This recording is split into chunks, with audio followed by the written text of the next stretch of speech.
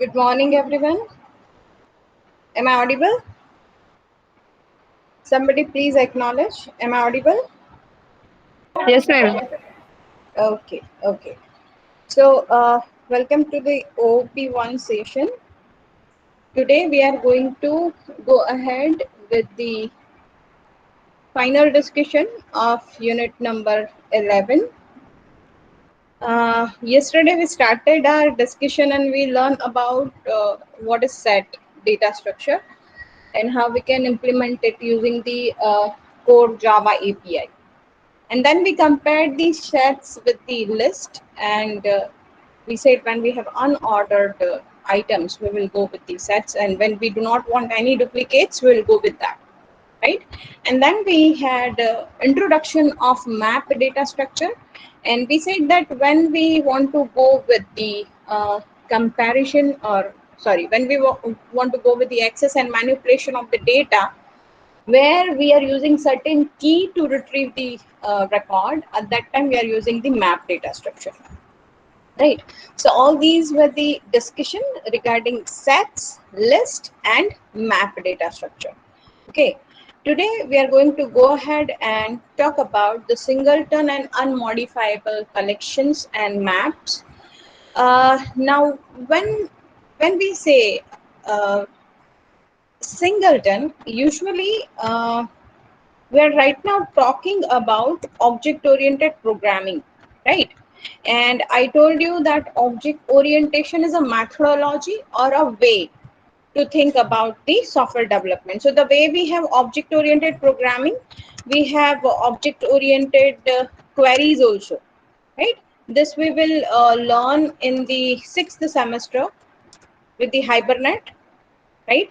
Along with that, we do have object oriented uh, analysis and design, and I guess this we have learned in the current object oriented design thinking chapter. We thought about the diagrams, how we can do the analysis and design our system by keeping objects in the center, right? And Java, of course, is about the object oriented programming, right? So starting from analysis to design, from implementation to query writing, everything could be the object oriented. And similar way, that's why when we say object oriented programming, we do have a large support of inbuilt Java API classes, which is supporting us to achieve various things such as maintaining the data structure and connecting with the database, to have the UI UX by keeping object oriented things in the mind. And that's why we use the application class.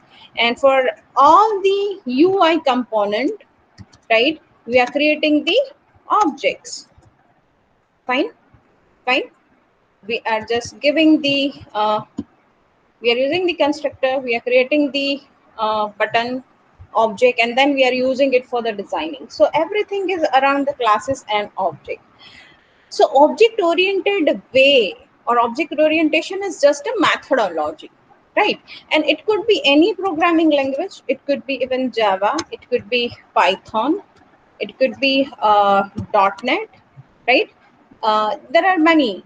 Even object-oriented PHP is also PHP web development is also possible with the classes and object.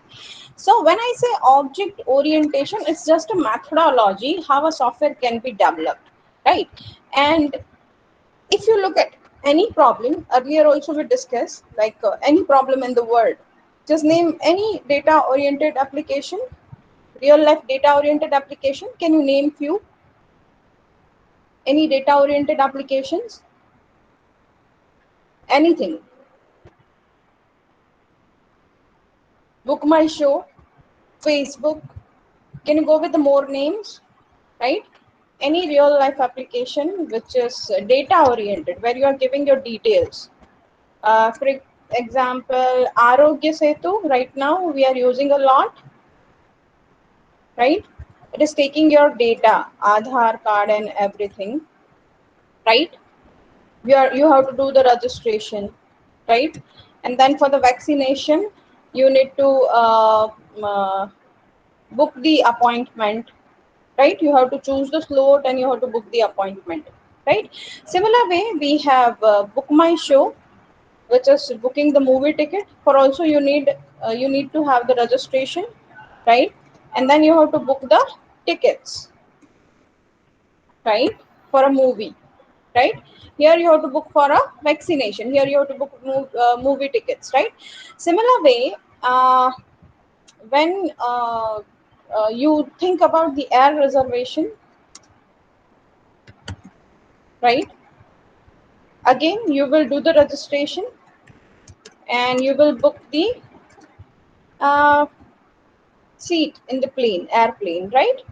Right. So look at the problems. Like, there are certain things which is common, there are certain things which is common. So what we say is, we say that in the real life there are many problems which are having the similar solution. Right now problems are different, right, but they have similar solution, right? We're not talking about writing the code, we are talking about general way or structure to solve the problem. For example, registration is a problem statement. If you want to go with the registration in any of these language, what you need is, you need to take an input, you need to read the variable, you need to establish connection with your database, you need to fire a query from the program, right? And then you can like you can fire the insert query and then you can just save it permanently. So these are the common steps, right? So whatever common solution, right, whatever common solutions are there for the different problems, though the problem is different in the nature, but they have some common solution, right? So there are things which is known as design patterns. Design patterns. So basically design patterns are the blueprint or a structure which gives you a template to solve these problems, right? So design patterns are the design oriented thinking of object oriented methodology, or you can say paradigm, right? You can use various design patterns, right?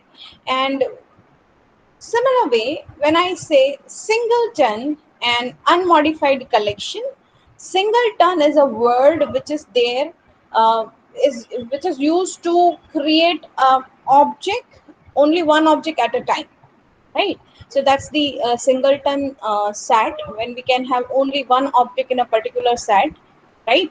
And this is required. Suppose there is a single seat in the book my show or in a plane, for a so there's only 5 seats or only 2 seats are remaining, and me and you both are trying to reserve it at the same time. So at that time only one object should be created. Similar way, if we are booking the appointment and there is only one slot empty, we can just either you or me, only one person can go there. So over this type of scenario, like book tickets, book my show, air ticket, single seat is remaining, in such situation we can go with the instance creation for only one object. We cannot allow multiple object creation, right? So somehow we are implementing the serializability. Serializable means at a time only one. Okay, so there are various data structure or design patterns available for that, and singleton is one of such design patterns which allows us to create a only single object. Fine. So similar way over here, we do have singleton set, which is creating or which is holding the certain, which is very unique or very specific information,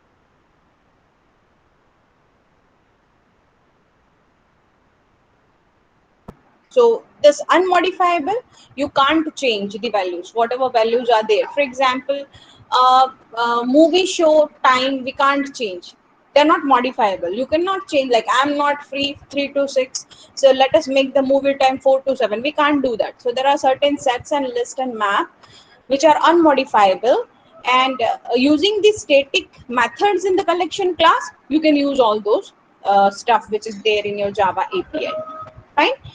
So the collection class contains such static methods for list and collection, and it also creates having the method for creating immutable singleton sets, list, and map. When I say immutable, it means that once an object is created, we can't change it.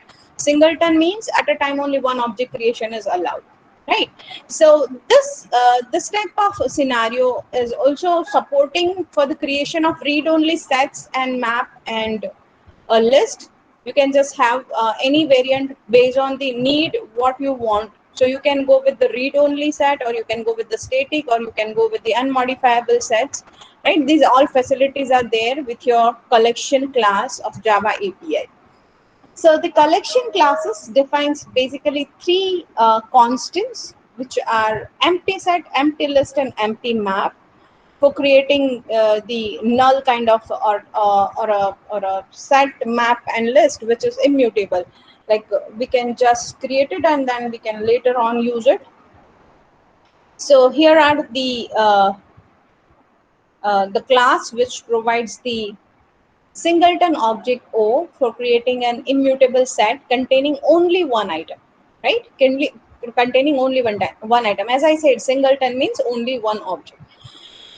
As well, we have singleton list, which is a method for creating immutable list containing only or a single item in it. As well, we have singleton map, which is used to create a map having only one key and value pair, right?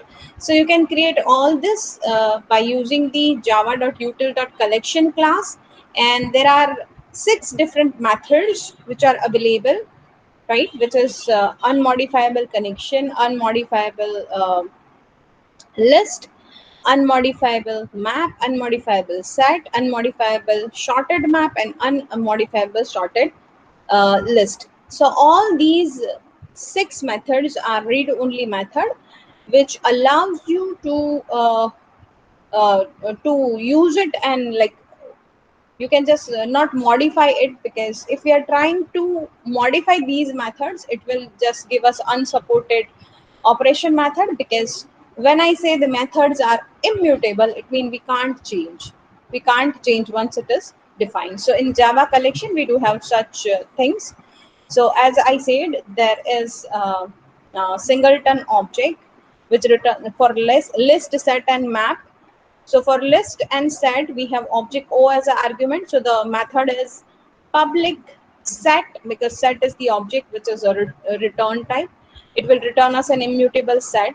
So we do have public set singleton, and object O is given as an argument. Similar way, we have public list singleton, object O is as an argument.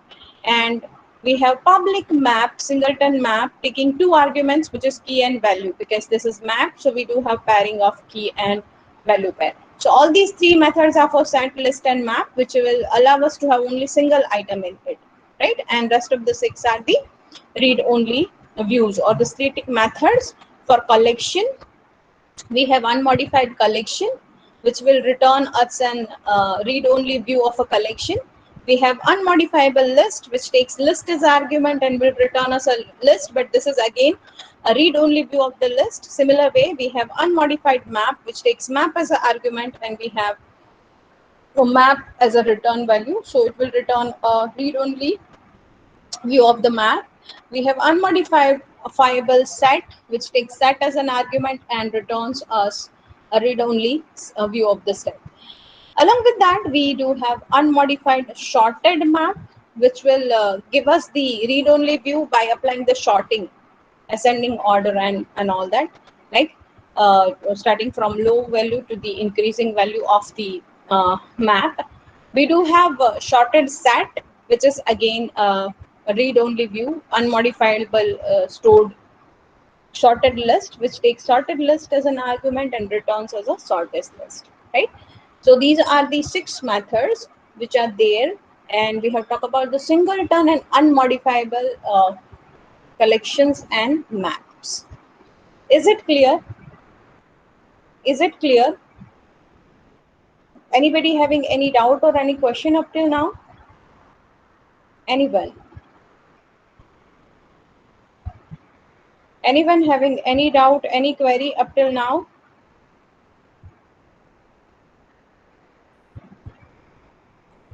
Yes or no?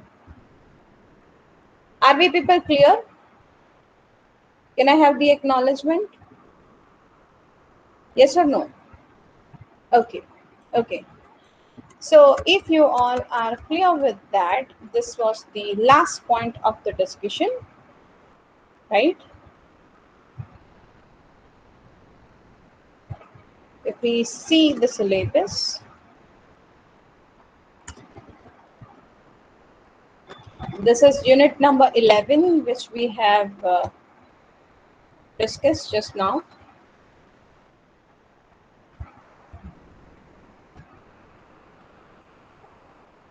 So we talk about comparing the performance of set and list. We compare it, and we talk about singleton and unmodified collection and maps, right? So this was your unit number 11. With this, if you look at the entire syllabus, I am left over with none of the topic. I covered everything from chapter number 1 to chapter number 12. You can have a look at your syllabus, and you can tell me if something is left over from my end. Officially, I'm completing OOP1 theory and the practical lab today. Nothing is left over, but I'm always open for the discussion, and I'm always available for your doubt solving. If you have any doubt or any query related to the current discussion or previous discussion, you can raise your queries. Otherwise, you can take your time. You can read out the syllabus, whatever we discuss. If you look at the entire syllabus, we started with the very basics, that is what is Java language specification, API, JDK, and IDE. From that, we learn how to create, compile, and execute a simple program. Then we learn about something about errors. We learn about scanner class and buffer reader class, and what is system.out.println. Then we learn what are the identifiers and variables. We learn various assignment statements and naming convention, data types and operations, literals, evaluating the operation and operator precedence. We said parenthesis is having the highest precedence. We learn about types of operator, augmented and increment, decrement, logical, relational, right? We learn about which is having the highest priority and how numeric type conversions are required, which is typecasting. Then we move to second chapter and we learn about the basic programming constructs such as if statement, two-way, nested if, multi-way, switch, conditional expression, which was question mark colon, some common mathematical functions such as square root and power and all. We learn about while, do while, for, nested for, and break and continue. In chapter 3, we learn about methods, how to define and call, how to pass the argument, method overloading, scope, two-dimensional array, searching and sorting inside the array, passing and returning array, single dimension array copying, two-dimensional array processing, and methods and multi-dimensional array. Chapter number 4, we started with the actual object-oriented flavor of Java, right? And we learn how to define a class. What is constructor? We said constructor is a method having the same name as class name, and we said we can access objects via reference variable, and we learn how to use various Java library such as java.util.scanner we use for using the scanner class. We learn that variables which are common throughout the execution of program and you sharing the same space are the static variables. We said constants are those variables which will not change the value throughout the programs. We learn about the methods, and we learn about the visibility modifiers, which was public, default, protected, and private. We learn about passing objects to the method and array of objects. We learn about the immutable objects. We said the objects which cannot be changed are the immutable objects. We learn about scope of variable and this reference. We also learn about object-oriented thinking, chapter number 5, where we learn various diagrams, class and relationship. We learn about wrapper class and primitive data type. We said the classes which are treating the primitive data type as a class and object, we call it as a wrapper class. And we learn about big integer, big decimal, string builder, string buffer, classes for wrapper classes. We also learned that inheritance is the property which allows you the code reusability and to go with the faster development, because something is already there and you can just keep on adding new features. We call such relation as a superclass and subclass relationship, or we can call it as a parent and child class relationship. We said there is a super keyword and there are three uses of super keyword. You can call a variable from the super class, or you can call a constructor, or you can call method from the parent class using the child, using the super keyword. We learned the difference about method overriding and method overloading. We said this is the way to apply polymorphism, or we can say it is runtime. We are deciding which method will be called, which is dynamic binding. So we said overriding is changing the meaning of a method inside the child class, whereas overloading is same method name but different type of arguments or number of arguments are changing, then it's a method overloading, right? We learn about casting an object. We can cast an object from parent to child. We can just do that. We learn about the instance of operator, which will give you this instance is belonging to which class. We learn about array list. We said it is more dynamic way to handle the items which are having the same data type but different data values. And we learn about the protected data and methods. In unit number 6, we said there are runtime errors which are known as exception, and Java is having the large set of inbuilt exceptions, and we can just use those exceptions to make our program handle the runtime errors smoothly. To handle the exception, we learn about the try, catch, and the final block. We also learn what is the use of finally, close. We learn how to rethrow an exception and what is the chain exception. We said that we can have our own exception. We call it as a custom exception classes, and we can create our own exceptions by the way we want to give error messages runtime. We learn about the files, and we said we can read and write the data from the file. We also said that reading the data from web is possible, and we read the google.com's data in our program and we printed it on a command prompt. We learn about the abstract classes interfaces, comparable and clonable interfaces in unit number 6. Then we said there is UI UX support in Java, and basically whatever the graphical controls you see on the screen, such as button, label, radio button, images, or text field, text area, combo box, a list, scroll bar, slider, video and audio, all you can achieve from the Java FX, which is your unit number 6, 7 and 8. We said Unit 7 is talking about how we can go with the event-driven programming.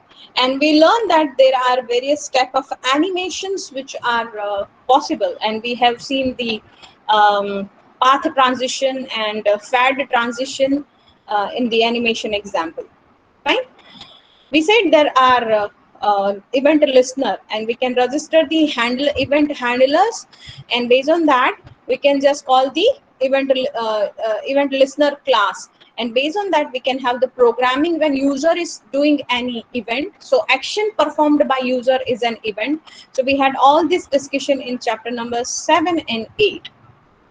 Chapter number 9, we talk about the binary IO and text, and we said any file either will store the data in the text format or in the format of zeros and ones. To handle this, we do have the binary IO and IO classes, as well as the object IO to store the objects.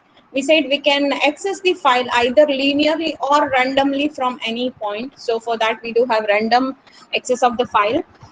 We learned that program or method calling itself is a recursive method, and recursive problem can be solved either with the help of the for loop, we call it as an iterative solution, or by designing a method which will call itself, which is recursive solution. So there's possibility that we can have the recursive helper method, which is the same name as your recursive method, but it will make the call of the recursive method. We said that when we are using the recursion, and if we are calling the recursive method at the end of the method, the last statement is the call to the recursive method, then it is tail recursion, and tail recursion makes the efficient use of your uh, stack which is being used in the memory, right? So to handle the memory properly and to avoid the overhead of memory users, we should go with the tail recursion. We learn about the generic class. We said to have the runtime binding, and to avoid the exception, we can design a method where the actual type will be decided at the calling time. So we can say that method calling being called will have the row type, the specific specification which data type is being used, but you can give the method definition in a general. So we call it as a generic method, right? So generic methods and row type and how we can achieve the backward compatibility that we learn. We said there are various types of the generic, and there are erasure and restriction on the generic. So this all was the discussion in chapter number 9. Chapter number 10 and 11, which we discussed recently, we said that when there are items which are similar in the nature and in a bulk, we can go with the collection. And to uh, go through those collection, we can use the iterator class. Iterator class is having various methods such as next, previous, first, last, and you can just go through the object of iterator to traverse the entire collection. So we said there are lists, there are comparator interface. We do have static methods for list and collection. We said vector, which is almost similar like your array, except it is having all the methods which are synchronized. We said we have a stack and queue and priority queue classes. Stack is the data structure which works with the top, and we do have push, pop, and pick operation with the stack. Similar way with the queue, we are having the first in, first out kind of data structure. And we said if we attach the priority number with the queues, we have the another variation which is priority queue. Today we talk about the sets and list. We said sets are the collection which is not allowing the duplication, and list may have the duplicates, right? Along with that, we talk about the maps. We said the value and key pair are available in the maps. And the final chapter, which was unit number 12, which is talking about the multi-threaded nature of Java. We said when program is in execution, it becomes the process, and process can have the lighter weighted version of it. So whole process can be divided into the independent small units, which are threads, and thread is also having the life cycle. So we have learned about the various APIs through which we can go through the thread states and thread life cycle. We have seen the program, how we can create and execute thread. We learn about thread executor framework and how we can have the synchronization between two threads. If you recall, for a single program, we created two threads, and alternatively, we have run both the threads, right? So these all were the discussion regarding your entire unit. I am left over with none of the topic. I uploaded all the PPTs except unit number 11. Today I'll be uploading that also after this session. So do you have any question, any doubt in this discussion? Anybody? You can still take your time. You can read the things, and you can just raise your query anytime during the reading vacation also. No problem. Right now, do you have any doubt? Like last 15 minutes, I just tried to cover, like give a glance what we discussed, starting from a scratch where we used to write the very first program by using some system dot out dot println till the threads. We have gone through the various discussion.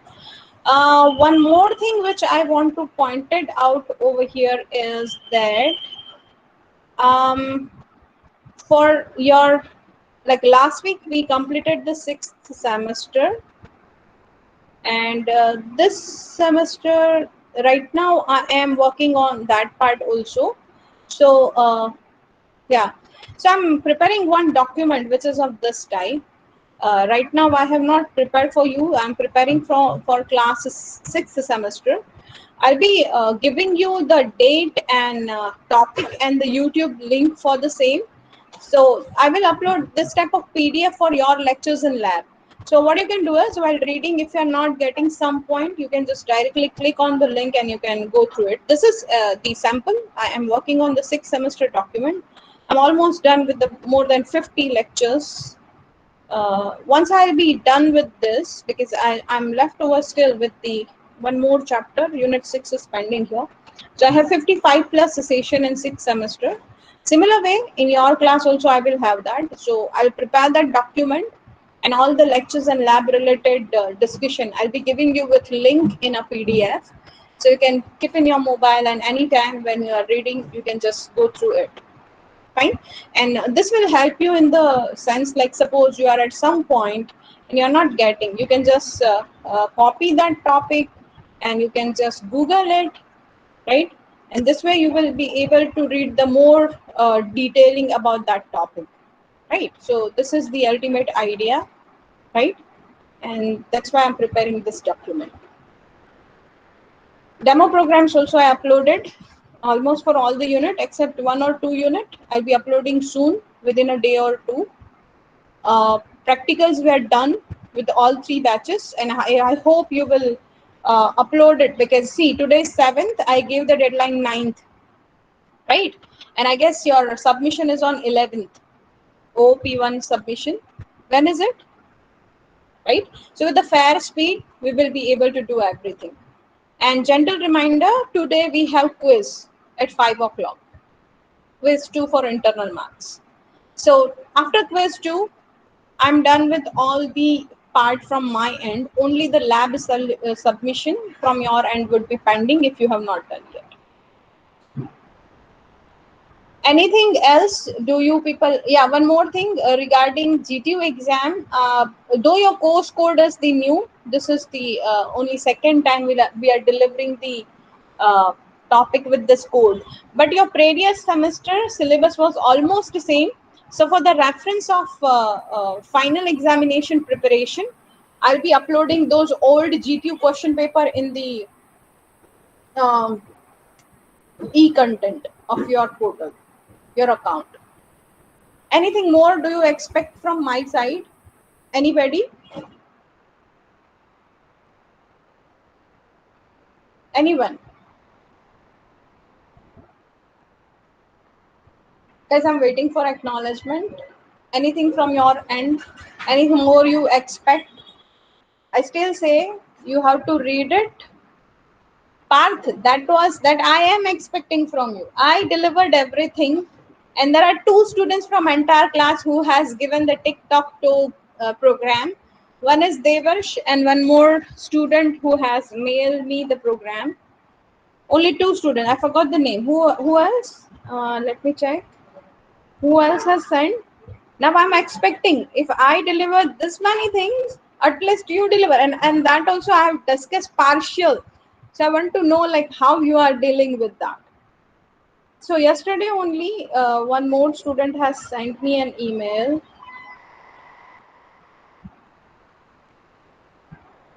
What was the name? I just forgot the name, but one more student. Yeah, Dhruv and Devarsh. Only these 2 students have sent the what reference for MCQs, Jay? I feel MCQ is not the right way to judge your understanding. But we don't have any other option. That's why we are going with the MCQs.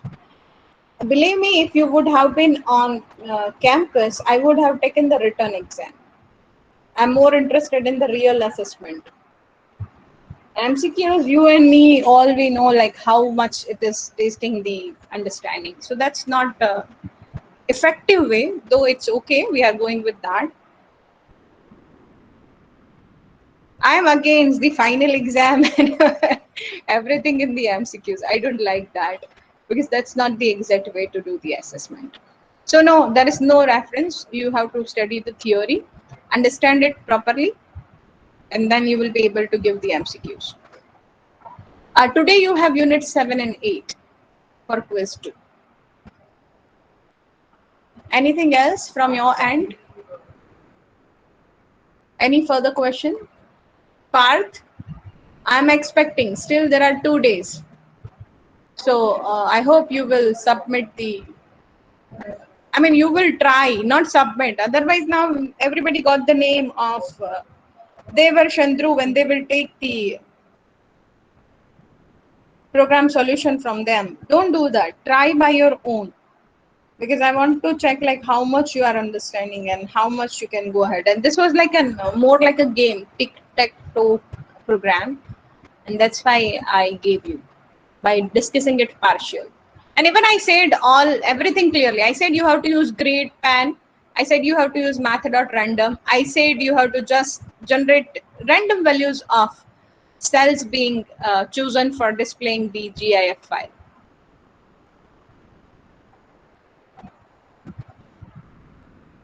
Are you using the NetBeans? Use the NetBeans. In that case, missing files will be shown. Okay, then that we'll discuss one on one, not right now, because I want others also to try. Otherwise, at last, I'll give the solution. What else? But I really want everybody to try. Okay, any further questions from your end? Though we have not met physically, even not at once, few students came and met me in between when we were on campus. Right now, we are also working from home. Uh, it was really nice to teach you people. I hope in the future, especially we do have a program which is nurturing students for Java domain. In that, me and Jatin Ambasna sir are working, and right now we are training more than 15 students uh, for the Java learning. And maybe from fifth semester onwards, this will be offered to you also, where we are preparing students for giving interview in using Java technology. So we are starting from the scratch, and we are training students to go in to have the deep dive in the Java programming. So hope from your class I'll see few students next year, because there are various domain available. We do have UI UX. Those who are not good with the programming and they want to go with the designing, we do have UI UX program for nurturing students for placement. Specifically, we are training them. We do have Java, we have cloud computing, we have machine learning and AI. So these are the various things going on the campus. So specifically, when you will be in fifth semester, we'll be starting with this.